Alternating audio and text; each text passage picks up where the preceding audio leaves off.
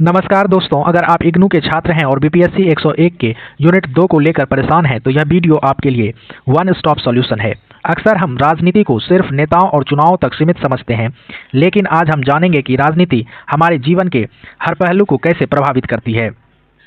हम राजनीति, राज्य, मिलिवेंड के क्रांतिकारी विचारों से लेकर मैक्स वेबर की वैधता की थ्योरी तक उन सभी 5 सवालों को गहराई से समझेंगे जो आपके एग्जाम में अक्सर 20 मार्क्स के लिए पूछ लिए जाते हैं।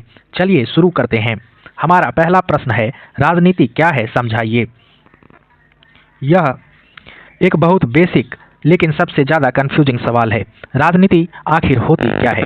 अक्सर हम छात्र राजनीति को सिर्फ चुनाव, नेता या सरकार तक सीमित समझ लेते हैं, लेकिन असल राजनीति इससे कहीं ज़्यादा गहरी है।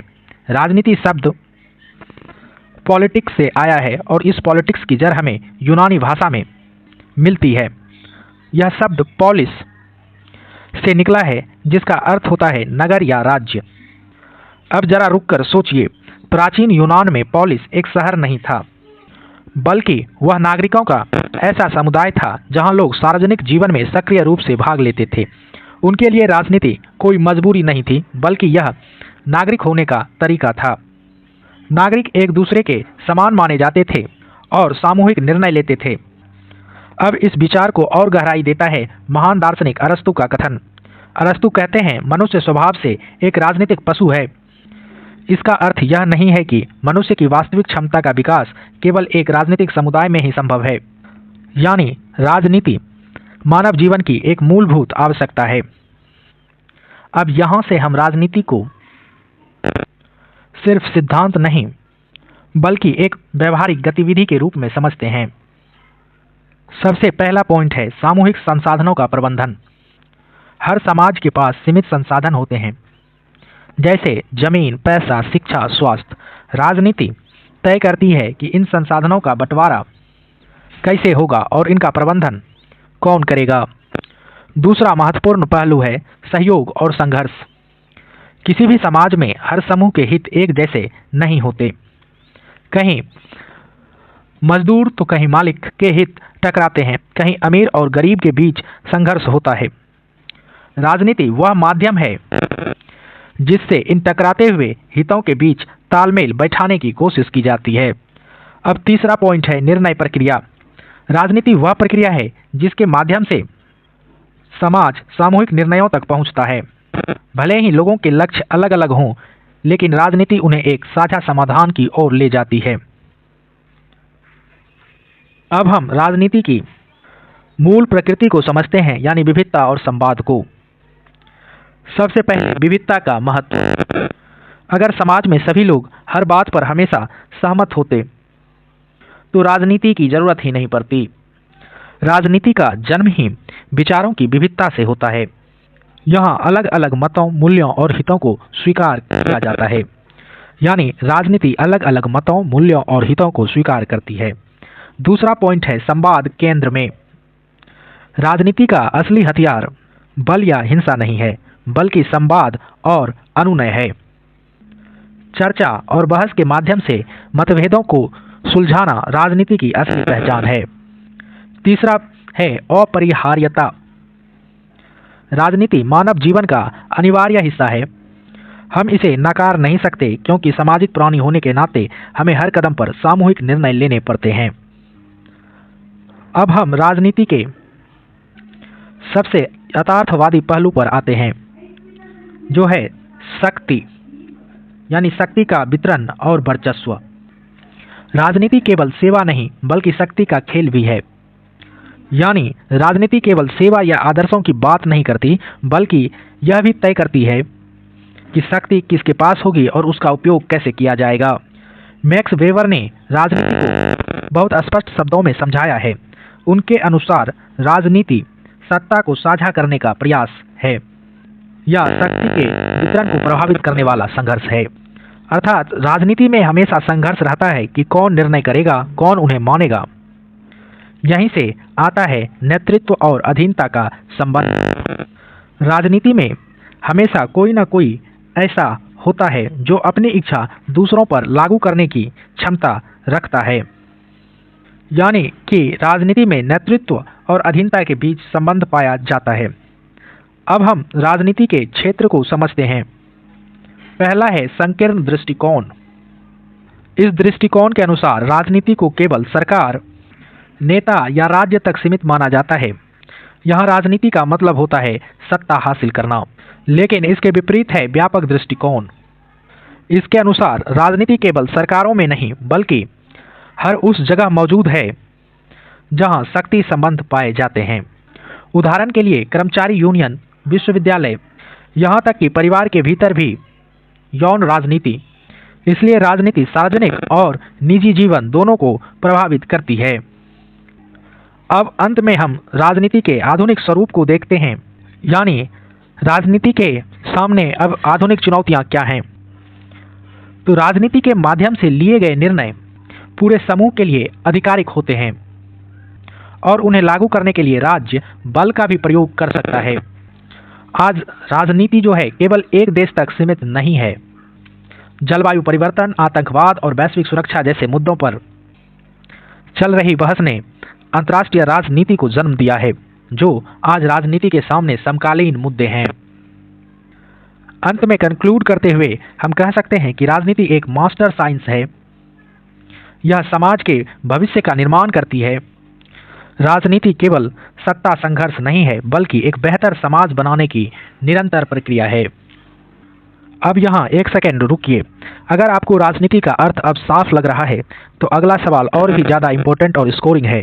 एग्जाम में बहुत बार पॉलिटिक्स और स्टेट को मिक्स करके पूछ लिया जाता है और यहीं पर ज़्यादातर स्टूडेंट गलती करते हैं।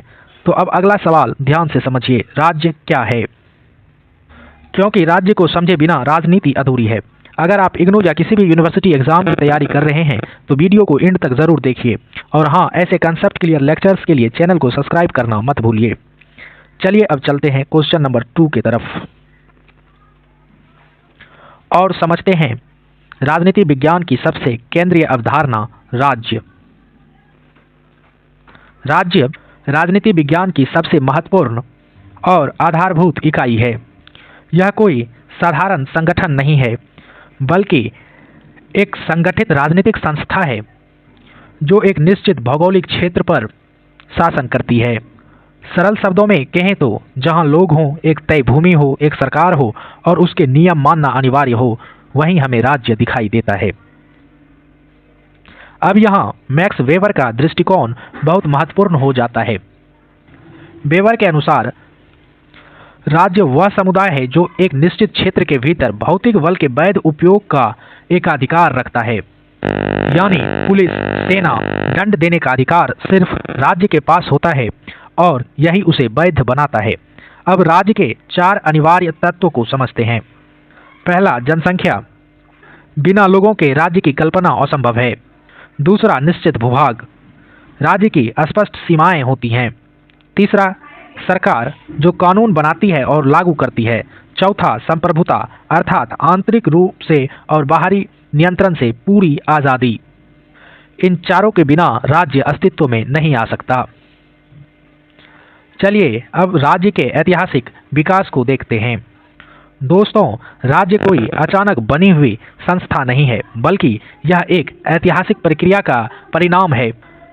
राज्य का प्रारंभिक रूप हमें मिलता है नगर राज्य के रूप में। प्राचीन यूनान के छोटे छोटे पोलिस जहां नागरिक सीधे शासन में भाग लेते थे, यानी प्रत्यक्ष लोकतंत्र वहां था। इसके बाद आया साम्राज्यवाद का दौर। प्राचीन भारत और मिस्र जैसे विशाल क्षेत्रों में एक राजा का केंद्रीयकृत शासन था। जहां भारत में आप चंद्रगुप्त मौर्य के बारे में और गुप्त साम्राज्य के बारे में जानते ही हैं। फिर मध्यकालीन यूरोप में सामंती राज्य उभरा जहां भूमि के स्वामी यानी लॉर्ड्स शक्तिशाली थे। अंततः हम पहुंचते हैं आधुनिक राष्ट्र राज्य तक। 1648 की वेस्टफीलिया की संधि के बाद राज्य की पहचान सीमाओं और राष्ट्रीयता के आधार पर होने लगा। यहाँ एक बड़ा परिवर्तन हुआ। राज्य धीरे धीरे धार्मिक नियंत्रण से बाहर निकलकर धर्मनिरपेक्ष और संप्रभु संस्था बना। चलिए अब हम राज्य को सिर्फ एक विचार नहीं बल्कि एक कार्यशील तंत्र के रूप में देखते हैं। रॉल्फ मिलिवेंड ने अपनी पुस्तक the state in capitalist society में राज्य को संस्थानों का समूह बताया। उनके अनुसार राज्य के प्रमुख 7 अंग होते हैं, जिन्हें आप इस पिक्चर में भी देख सकते हैं। सबसे पहले सरकार, जो राजनीतिक निर्णय लेती है। दूसरा प्रशासन या नौकरशाही, जो नीतियों को लागू करता है। तीसरा दमनकारी अंग यानी पुलिस और सेना, जो व्यवस्था और सुरक्षा बनाती है। चौथा न्यायपालिका, जो कानून की रक्षा और व्याख्या करने में मदद करती है। पांचवा स्थानीय सरकार, जो स्थानीय स्तर पर शासन करती है। छठा विधानमंडल, जहां कानून बनाई जाती है। सातवां राज्य अभिजात वर्ग, यानी इन सभी अंगों के शीर्ष पदों पर बैठे लोग जो असली निर्णयों को प्रभावित करते हैं। चलिए अब देखते हैं कि अलग अलग विचारधाराएं राज्य को कैसे देखती है, यह समझते हैं। तो सबसे पहला है उदारवादी दृष्टिकोण। तो उदारवादी दृष्टिकोण के अनुसार राज्य एक निष्पक्ष एम्पायर है या कल्याणकारी संस्था है। यह नागरिकों की सुरक्षा, अधिकार और समानता को सुनिश्चित करता है। मार्क्सवादी दृष्टिकोण कहता है राज्य तटस्थ नहीं होता, यह पूंजीपति वर्गों के हितों का औजार है। मिलिवेंड का तर्क है कि राज्य के अधिकारी अपने सामाजिक संबंधों के कारण अमीर वर्गों के यानी पूंजीपतियों के हितों की रक्षा करते हैं। नारीवादी दृष्टिकोण के अनुसार राज्य एक पितृसत्तात्मक संस्था है और यह पुरुषों के वर्चस्व को बढ़ाने वाली नीतियों को बढ़ावा देता है। अब सवाल उठता है कि लोग राज्य की आज्ञा क्यों मानते हैं? राज्य के पास केवल शक्ति नहीं बल्कि वैधता भी होती है, यानी कि लोग राज्य की आज्ञा इसलिए मानते हैं क्योंकि उनको वैधता है जिसे जनता अपने स्वेच्छा से आज्ञा के रूप में मानती है। मैक्स वेबर ने वैधता के 3 प्रकार बताए हैं। पहला है पारंपरिक वैधता, जो परंपराओं पर आधारित होती है, जैसे राजतंत्र। दूसरा है करिश्माई वैधता, जो नेताओं के व्यक्तित्व से आती है। तीसरा है कानूनी तर्कसंगत वैधता, जो संविधान और कानूनों पर आधारित होती है। इसके अलावा राज्य सहमति में भी हेरफेर करता है। मीडिया और शिक्षा के जरिए राज्य जो है लोगों की सोच को प्रभावित करता है ताकि लोग मौजूदा शासन को सही माने। आज राज्य को कई चुनौतियों का सामना करना पड़ रहा है। तो चलिए अब देखते हैं राज्य के सामने समकालीन चुनौतियां और इस प्रश्न का निष्कर्ष। आज जो है वैश्वीकरण के कारण अंतर्राष्ट्रीय कंपनियां और संस्थाएं राज्य की शक्तियों को चुनौती दे रहे हैं। साथ ही कुछ गैर पारंपरिक खतरे जैसे जलवायु परिवर्तन, आतंकवाद और साइबर सुरक्षा जैसी चुनौतियां भी आज राज्य के सामने हैं। अंततः निष्कर्ष के रूप में हम कह सकते हैं राज्य एक गतिशील संस्था है, यह समय के साथ बदलती रही है। राज्य केवल दमन का साधन नहीं है बल्कि सामूहिक जीवन के सामंजस्य और विकास का आधार भी है। दोस्तों, अगर आपको राजनीति विज्ञान के ऐसे exam oriented concept clear explanation पसंद आते हैं तो चैनल को सब्सक्राइब जरूर कीजिए। यहाँ आपको शॉर्ट आंसर्स नहीं बल्कि समझ मिलती है और आप समझ लेते हैं तो एग्जाम में 400 वर्ड्स क्या 500-600 वर्ड्स में भी आप आंसर को लिख देंगे। वीडियो को लाइक कीजिए ताकि ऐसे सीरियस कंटेंट को यूट्यूब और स्टूडेंट्स तक पहुंचाए। चलिए अब चलते हैं आज के इस यूनिट के सबसे इम्पोर्टेंट मार्क्सिस्ट थिंकर रॉल्फ मिलिवेंड के विचारों की तरफ। तो हमारा तीसरा प्रश्न है राज्य के संबंध में रॉल्फ मिलिवेंड के विचारों का विश्लेषण। राजनीति विज्ञान में जब हम आधुनिक राज्य और पूंजीवाद के संबंध को समझने की कोशिश करते हैं तो रॉल्फ मिलिवेंड का नाम बहुत महत्वपूर्ण हो जाता है। रॉल्फ मिलिवेंड एक प्रसिद्ध मार्क्सवादी विचारक थे। उन्होंने वर्ष 1969 में अपनी प्रसिद्ध पुस्तक the state in capitalist society लिखी। इस पुस्तक का मुख्य उद्देश्य यह दिखाना था कि जिस उदारवादी लोकतंत्र में राज्य को हम तटस्थ, निष्पक्ष और जनता का प्रतिनिधि मानते हैं वह राज्य वास्तव में तटस्थ नहीं होता। मिलिवेंड के अनुसार राज्य को एक स्वतंत्र संस्था के रूप में दिखाया जाता है, लेकिन असल में वह पूंजीपतियों के हितों की रक्षा करता है। यही कारण है कि मिलिवेंड को यंत्रवादी दृष्टिकोण का समर्थक माना जाता है। उनके अनुसार राज्य एक ऐसा यंत्र है या साधन है जिसका उपयोग पूंजीपति वर्ग या शासक वर्ग अपने लाभ या अपनी रक्षा के लिए करता है। मिलीवेंड की सबसे पहली और जरूरी बात यह है कि हमें राज्य और सरकार के बीच फर्क को समझना होगा। अक्सर लोग सोचते हैं कि सरकार ही राज्य है। यह सबसे बड़ी भूल है। राज्य का केवल एक हिस्सा है सरकार, यानी सरकार की भूमिका यही है कि सरकार राज्य का केवल एक हिस्सा है जो निर्णय लेती है। लेकिन मिलीवेंड ने कहा कि राज्य उससे भी कहीं अधिक व्यापक है। मिलीवेंड के अनुसार राज्य केवल जो है मंत्रियों का समूह नहीं है, बल्कि राज्य एक पूरा तंत्र है। इस तंत्र में नौकरशाही, सेना, पुलिस, न्यायपालिका सब संस्थाएं शामिल रहती हैं। चुनाव के बाद सरकारें बदल सकती हैं, लेकिन नौकरशाही और सैन्य ढांचा वही रहता है। यही अस्थायित्व राज्य की असली शक्ति है। यानी यहाँ पर हमने मिलीवेंड के अनुसार ये देखा कि मिलीवेंड ने सबसे पहले लोगों के भ्रम का निवारण किया कि राज्य और सरकार एक ही है। उसके बाद उन्होंने सरकार की भूमिका को बताया और भूमिका बताते हुए उन्होंने कहा कि सरकार जो है राज्य का एकमात्र हिस्सा है, लेकिन राज्य उससे कहीं ज़्यादा व्यापक है। और तीसरा उन्होंने यह कहा कि राज्य जो है एक पूरा सिस्टम है और इस सिस्टम में अलग अलग तंत्र काम करते हैं। सरकारें बदल जाती हैं, लेकिन वह तंत्र एक ही रहता है। चलिए अब समझते हैं राज्य तंत्र के 7 प्रमुख अंगों को। मिलीवेंड ने राज्य को समझाने के लिए उसे 7 प्रमुख अंगों में बांटा। पहला है सरकार, जो उसे नेतृत्व प्रदान करती है राजनीतिक तौर पर। दूसरा है प्रशासन, यानी सिविल सेवा और नौकरशाही, जो नीतियों को लागू करती है। अगले स्लाइड्स में हम इनके बारे में डिटेल में चर्चा करेंगे, अभी शॉर्ट में समझ लीजिए। तीसरा है सैन्य और पुलिस। चौथा है न्यायपालिका। पांचवा है स्थानीय सरकार। छठा है विधानमंडल के साथ साथ मीडिया। और सातवां है राज्य अभिजात वर्ग। चलिए अब इनको एक एक करके डिटेल में समझते हैं।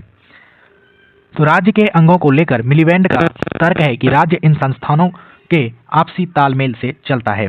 तो सबसे पहला अंग जो उन्होंने बताया सरकार। सरकार के बारे में मिलीवेंड ने कहा कि यह जो है राज्य का सबसे दृश्यमान अंग है। सरकार का काम नीतियां बनाना और राजनीतिक नेतृत्व प्रदान करना है। लेकिन मिलीवेंड कहते हैं कि सरकार अकेले राज्य नहीं है। उन्होंने दूसरा अंग बताया प्रशासनिक निकाय को, और यह प्रशासनिक निकाय नागरिक सेवा और नौकरशाही दोनों से मिलकर बनता है। ये लोग जो है नीतियों को लागू करते हैं, पॉलिसी बनाते हैं। और मिलीवेंड कहते हैं कि ये अधिकारी अक्सर उच्च वर्गों के हितों के प्रति सहानुभूति रखते हैं। तीसरा अंग उन्होंने सैन्य और पुलिस को बताया, और उन्होंने कहा कि सैन्य और पुलिस जो है राज्य की दमनकारी शक्ति है, जिसका उपयोग राज्य आंतरिक व्यवस्था को बनाए रखने और बाहरी खतरों से बचने के लिए करता है। मिलीवेंड का मानना है कि राज्य जो है संकट के समय सैन्य और पुलिस का उपयोग अक्सर आंदोलनों को दबाने के लिए करती है। चौथा अंग उन्होंने न्यायपालिका को बताया, जो कि अदालतों और जज से मिलकर बनती है। मिलीवेंड का कहना है कि कार्यपालिका और न्यायपालिका जो है सामाजिक और आर्थिक व्यवस्था की रक्षा करते हैं, यानी ये लोग जो है पूंजीवाद की रक्षा करते हैं। पांचवा भाग उन्होंने उप केंद्रीय सरकारों को बताया, जिसमें क्षेत्रीय, प्रांतीय और स्थानीय सरकारें जैसे कि नगरपालिका या नगर पंचायत शामिल हैं। ये राज्य की सत्ता को जमीनी स्तर तक पहुंचाने का काम करते हैं। छठा अंग उन्होंने संसदीय निकाय को बताया, जहां कानून बनते हैं और उन पर चर्चा होती है। मिलीवेंड के अनुसार ये संसदीय निकाय लोकतंत्र का भ्रम पैदा करते हैं, जबकि असली शक्ति कहीं और होती है, यानी कि वो पूंजीपतियों के हितों के लिए काम करते हैं। और सातवां जो अंग उन्होंने बताया, उन्होंने इसे राज्य अभिजात वर्ग कहा। यह सबसे महत्वपूर्ण बिंदु है। मिलीवेंड कहते हैं कि इन सभी 7 संस्थानों में जो शीर्ष पदों पर बैठे हुए लोग हैं, वो एक ही सामाजिक वर्ग से आते हैं, जिसे वे राज्य के अभिजात वर्ग कहते हैं। तो चलिए इसको लेकर मिलीवेंड ने राज्य अभिजात वर्ग को लेकर मजबूत तर्क दिए हैं, जिसको हम अभी आने वाले स्लाइड में चर्चा करते हैं। तो मिलीवेंड के अनुसार राज्य अभिजात वर्ग की अवधारणा क्या है? मिलीवेंड का सबसे मजबूत तर्क राज्य अभिजात वर्ग को लेकर है। उनका कहना है कि राज्य की सभी महत्वपूर्ण संस्थाओं को चलाने वाले लोग एक ही विशिष्ट सामाजिक वर्ग से आते हैं। ये लोग आमतौर पर जो है अमीर परिवारों, विशिष्ट स्कूलों या विश्वविद्यालयों से जुड़े होते हैं। इन समान सामाजिक पृष्ठभूमि के कारण उनके सोच, मूल्य और विचार जो है पूंजीपतियों के विचार से मेल खाते हैं। इसका परिणाम यह होता है कि चाहे सरकार बदल जाए, राज्य तंत्र को चलाने वाले लोगों के कारण ही राज्य की नीतियां हमेशा पूंजीवादी व्यवस्था को सुरक्षित रखती है, क्योंकि नौकरशाही यानी राज्य अभिजात वर्ग भी उसी व्यवस्था का हिस्सा होते हैं। मिलीबैंड यह भी स्पष्ट करते हैं कि राज्य केवल पुलिस या सेना के दम पर नहीं चलता, राज्य को जनता की सहमति यानी कंसेंट भी चाहिए। तो राज्य यह सहमति जो है हेर फेर करके बनाता है। राज्य यह सहमति सीधे नहीं बल्कि हेर फेर के जरिए बनाता है। मीडिया, शिक्षा प्रणाली और चर्च जैसे धार्मिक संस्थाएं पूंजीवादी व्यवस्था को सर्वश्रेष्ठ और प्राकृतिक बताते हैं। इससे जनता में झूठी चेतना पैदा होती है और लोगों को यह विश्वास दिलाया जाता है कि राज्य जनहित में काम कर रहा है, लेकिन राज्य जो है प्रभुत्वशाली वर्ग के लाभ के लिए ही काम करता है। दोस्तों, मिलीबैंड और निकोस पोलाजन्स के बीच राज्य को लेकर एक प्रसिद्ध विवाद हुआ। मिलीबैंड कहते हैं राज्य पूंजीपतियों के पक्ष में काम करता है क्योंकि उसे चलाने वाले लोग खुद उसी पूंजीपति वर्ग से आते हैं। वहीं पोलाजन्स का तर्क था कि राज्य की संरचना ही ऐसी है कि वह पूंजीवाद को बचाएगा चाहे उसे कोई चलाए। तो यह जो है विवाद आप ध्यान रखिएगा, इसलिए मैंने पिक्चर भी लगा दिया है, आप इन पिक्चर को ध्यान से नोटिस कर लीजिए। निष्कर्षतः हम कह सकते हैं कि मिलीबैंड का जो यह विश्लेषण है राज्य को लेकर, यह आधुनिक लोकतंत्र की तटस्थता पर सवाल उठाता है और यह तर्क आज भी हमें समझने में मदद करता है कि बड़े कॉरपोरेट्स और सरकारी नीतियों के बीच गहरा संबंध क्यों होता है और आर्थिक शक्ति ही राजनीतिक शक्ति की दिशा तय करती है। यानी सरकारें पूंजीपतियों के अनुसार ही निर्णय बनाते हैं या अपनी नीतियों का निर्धारण करते हैं। दोस्तों, अगर आपको राजनीति विज्ञान के ऐसे आंसर्स पसंद आते हैं जो सिर्फ परिभाषा नहीं बल्कि पूरा कंसेप्ट स्टोरी की तरह समझाते हैं, तो चैनल को सब्सक्राइब जरूर करें। यहाँ आपको 500 वर्ड्स के परफेक्ट आंसर मिलते हैं, बिल्कुल एग्जामिनर के एक्सपेक्टेशन के अनुसार। तो वीडियो को लाइक करें और कमेंट में पॉलिटिकल साइंस लिखें ताकि यूट्यूब ऐसे सीरियस स्टूडेंट तक ये कंटेंट पहुंचाए। अब चलते हैं मैक्स वेबर की वैधता की अवधारणा पर। तो हमारा चौथा प्रश्न है, वेबर की वैधता की अवधारणा का आलोचनात्मक परीक्षण कीजिए। मैक्स वेबर के अनुसार किसी भी शासन पर टिके रहने का असली आधार डंडा या डर नहीं है बल्कि वैधता यानी लीजिटिमेसी होती है। वेबर कहते हैं कि वैधता वह विश्वास है जिसके कारण लोग शासन के आदेशों को स्वीकार करते हैं। यहीं से वेबर शक्ति और सत्ता में फर्क करते हैं। शक्ति का मतलब है किसी से कोई काम जबरदस्ती करवा लेना, लेकिन जब उसी शक्ति को जनता की स्वीकृति मिल जाती है तो वह सत्ता बन जाती है। वेबर का स्पष्ट तर्क है कि कोई भी राज्य केवल शारीरिक बल यानी फोर्स के दम पर लंबे समय तक नहीं चल सकता। स्थिरता के लिए जो है उसे वैध होना जरूरी है। इसी संदर्भ में वेबर राज्य को परिभाषित करते हैं एक ऐसे समुदाय के रूप में जो एक निश्चित क्षेत्र में भौतिक बल के वैध उपयोग का एकाधिकार रखता है। वेबर बताते हैं कि लोग 3 अलग अलग आधारों पर शासन को वैध मानते हैं। पहला है पारंपरिक वैधता। यह पुरानी पवित्र परंपराओं पर आधारित होते हैं। यहाँ पर लोग आज्ञा इसलिए मानते हैं क्योंकि यह हमेशा से होता आया है, जैसे राजतंत्र या कबीलों का प्रमुख। जैसे आप ट्रेडिशनल में यहाँ पर देख सकते हैं कि कोई राजा या रानी जो है शासन चलाएगी। दूसरा है करिश्माई वैधता। यह किसी नेता के असाधारण गुण, जादुई व्यक्तित्व या वीरता पर आधारित होता है। यहाँ लोग नियम से ज़्यादा व्यक्ति के प्रति समर्पित होते हैं व्यक्तिगत रूप से। जैसे आप गांधी जी के लिए भारत में उनका क्रेज देख सकते थे। तीसरा है कानूनी तर्कसंगत वैधता। यह आधुनिक लोकतांत्रिक राज्यों का आधार है। यहाँ आज्ञा किसी व्यक्ति को नहीं बल्कि नियम, कानून और संविधान को दी जाती है। नौकरशाही इसका सबसे प्रमुख उदाहरण है। चलिए अब देखते हैं वैधता का संकट और अधिमतन को। वेबर मानते थे कि आधुनिक कानूनी तर्कसंगत व्यवस्था समाज को बहुत मशीनी बना देती है। उन्होंने इसे लोहे का पिंजरा कहा, जहां नियम तो हैं लेकिन भावनाएं और मूल्य कमजोर पड़ जाते हैं। इसी प्रक्रिया को वेबर अधिमतन डिसइंचेंटमेंट कहते हैं। जब जनता को लगने लगता है कि शासन अब उनके हितों की रक्षा नहीं कर रहा तो वैधता का संकट पैदा होता है और ऐसी स्थिति में राज्य को केवल बल प्रयोग पर निर्भर रहना पड़ता है और इतिहास गवाह है ऐसे शासन अंततः गिर जाते हैं, जैसे फ्रांसीसी क्रांति या रंगभेद का पतन जो साउथ अफ्रीका में ज़्यादा देखने के लिए मिला था। यानी जब अधिमतन होता है तो वैधता भी गिरती है और क्रांति की भी स्थिति आती है। चलिए अब देखते हैं वेबर के इस सिद्धांत का आलोचनात्मक परीक्षण। तो दोस्तों, वेबर के इस सिद्धांत की कई गंभीर आलोचनाएं भी की गई हैं। पहली आलोचना है सहमति में हेरफेर की अनदेखी। मिलीवेंड जैसे विद्वानों का कहना है कि राज्य मीडिया और शिक्षा के जरिए लोगों की सोच को जानबूझकर प्रभावित कर सकता है और धोखे से अपनी बात मनवा सकता है। वेबर इस झूठी चेतना पर ध्यान नहीं देते। दूसरी आलोचना है नैतिकता का अभाव। वेबर बताते हैं कि लोग शासन को क्यों मानते हैं, लेकिन वे यह नहीं बताते कि शासन न्यायपूर्ण है भी या नहीं। तीसरी आलोचना है लोकतंत्र की उपेक्षा, यानी लोकतांत्रिक भागीदारी की उपेक्षा। आलोचकों का मानना है कि वेबर ने नौकरशाही को इतना महत्व दिया कि उन्होंने नागरिकों की सक्रिय भागीदारी को ही नज़रअंदाज कर दिया, यानी कि नागरिकों की सक्रिय भूमिका पीछे छूट गई। चलिए अब देखते हैं वेबर के सिद्धांत के निष्कर्ष और इसकी समकालीन प्रासंगिकता। स्क्रीन पर देख सकते हैं, यही मैक्स वेबर की जो है तस्वीर है। तो इतनी आलोचनाओं के बावजूद भी वेबर की वैधता की अवधारणा आज भी अत्यंत प्रासंगिक है। यह हमें यह समझने में मदद करता है कि दुनिया भर में अलग अलग सरकारें अपनी सत्ता को कैसे बरकरार रखती हैं।